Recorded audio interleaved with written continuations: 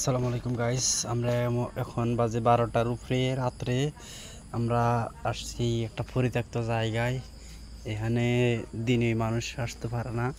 আমরা রাত্রে আসছি যে এই যে বাঙ্গাসুরে দেখছেন কি অবস্থা রয়েছে।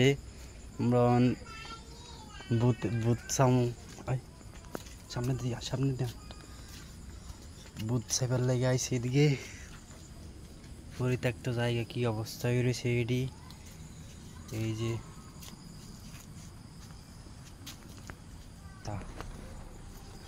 এদিকে কি অবস্থায় রয়েছে দেখি। ওয়া কি রে, এদিকে কি দেখে গেছে?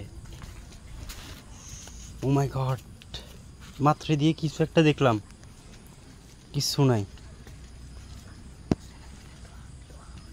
হ্যাঁ, দোয়া হট তুমি সামনের দিকে আর কি আছে এখানে? এখান দিয়ে হবে কিছু একটা দেখছি। ও মাই গড, কিছুই নাই। ও মাই গড,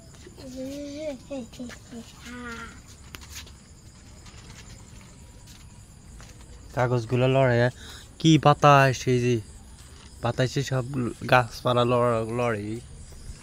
এদিকে কিচ্ছু নাই।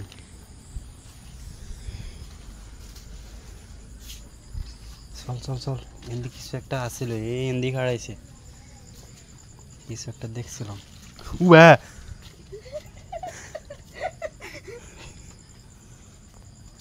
কাটি দে কাটি দে না হাত